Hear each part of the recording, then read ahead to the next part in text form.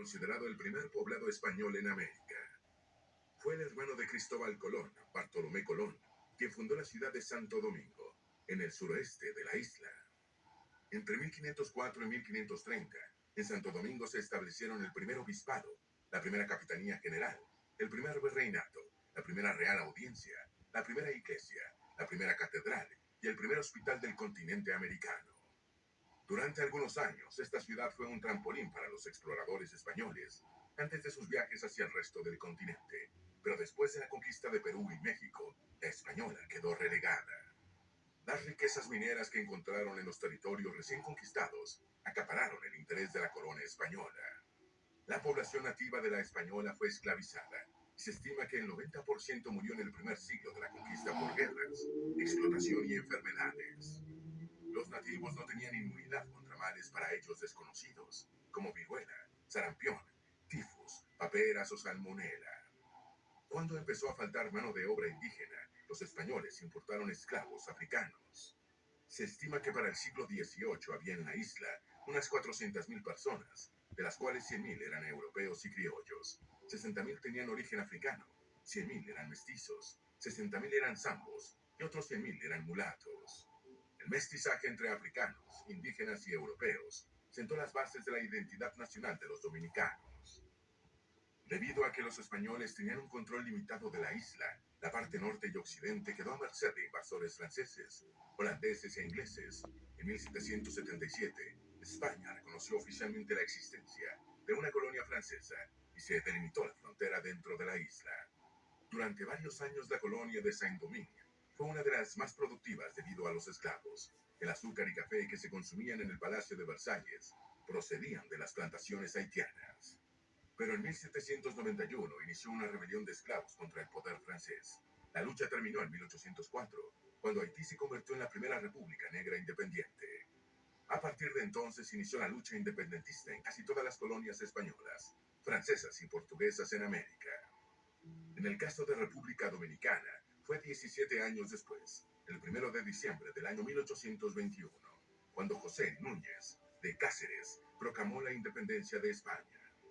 Sin embargo, se trató de una independencia efímera, pues al año siguiente Haití ocupó militarmente la ciudad de Santo Domingo, que permaneció bajo el yugo haitiano durante 22 años. Durante la ocupación, Haití expropió tierras, se impuso el servicio militar obligatorio, se quiso restringir el uso del español y se intentaron suprimir las costumbres y tradiciones. También se confiscaron los bienes de la Iglesia Católica y deportaron a integrantes del clero. A cambio de reconocer su independencia, Francia impuso a Haití el pago de una indemnización de 150 millones de francos. Para pagar esta enorme deuda, Haití impuso pesados impuestos a los propietarios de la parte oriental de la isla. Con el tiempo, esto reanudó los movimientos independentistas, esta vez contra los haitianos. El 27 de febrero de 1844 se concretó la nueva independencia.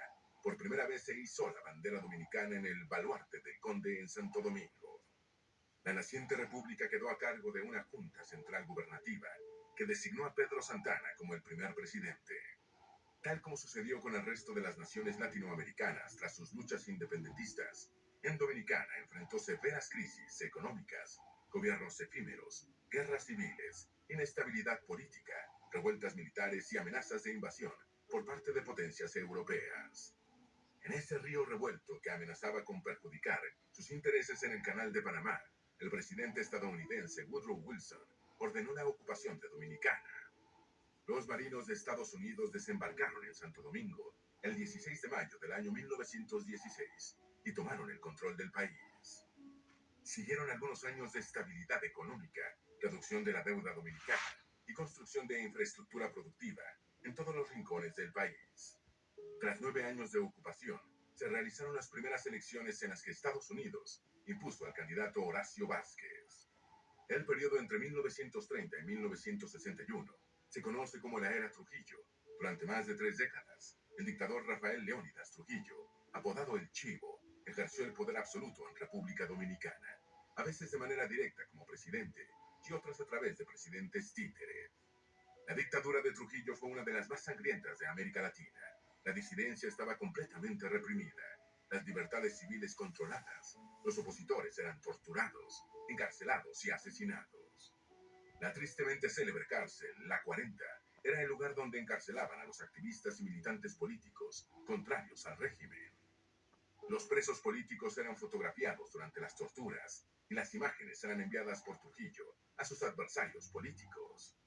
Los partidarios de Trujillo, en cambio, resaltan que durante su régimen hubo cierto desarrollo económico. Se construyeron carreteras, escuelas y hospitales, se restauró el orden público y la estabilidad política. Sin embargo, los historiadores concluyen que este último aspecto se logró causando un estado de pánico entre la población. Trujillo fue asesinado el 30 de mayo de 1961, aunque en un principio su régimen sirvió a los intereses de Estados Unidos por su marcado anticomunismo. Con el tiempo se convirtió en un aliado incómodo para Washington. A medida que se revelaron las atrocidades cometidas por el dictador, Estados Unidos fue retirando su apoyo. Dos acontecimientos fueron decisivos para la caída en desgracia de Trujillo: el intento de asesinato del presidente venezolano Rómulo Betancourt en junio de 1960 y el asesinato en noviembre de 1960 de las hermanas Mirabal, caso que conmocionó a la sociedad dominicana.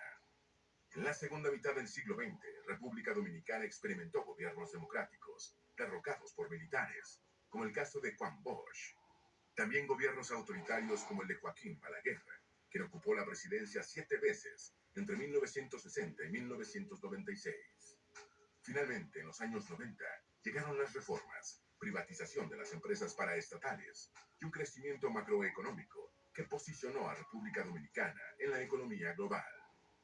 ¿Por qué República Dominicana es el país más visitado del Caribe?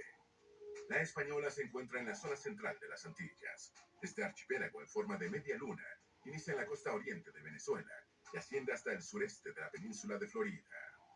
Por su tamaño, el archipiélago se divide entre las Antillas Mayores y las Antillas Menores. En las primeras se encuentran Cuba, República Dominicana, Haití, Puerto Rico y Jamaica. Entre las menores destacan Antigua y Barbuda, San Cristóbal y Nieves, San Vicente y las Granadinas, Trinidad y Tobago y las Islas Vírgenes Británicas.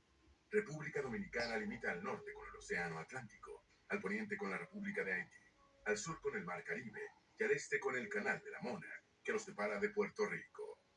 Los principales sistemas montañosos de República Dominicana son la Cordillera Central, la Sierra Septentrional, también conocida como Sierra de Montecristi, y la Sierra Oriental. La Cordillera Central es la más importante, la más extensa y tiene las montañas más elevadas de todo el país. Aquí se encuentra el pico más alto de las Antillas, el Pico Duarte, con una altitud de 3.098 metros sobre el nivel del mar. También es conocido como la Pelona Grande. Durante el régimen de Trujillo, sin embargo, este lugar natural fue rebautizado como Pico Trujillo. Después de la muerte del dictador, regresó a su antiguo nombre, aunque indistintamente se le conoce ya sea como Pico Duarte o la Pelona Grande. En la actualidad es una de las principales atracciones del Parque Nacional Armando Bermúdez.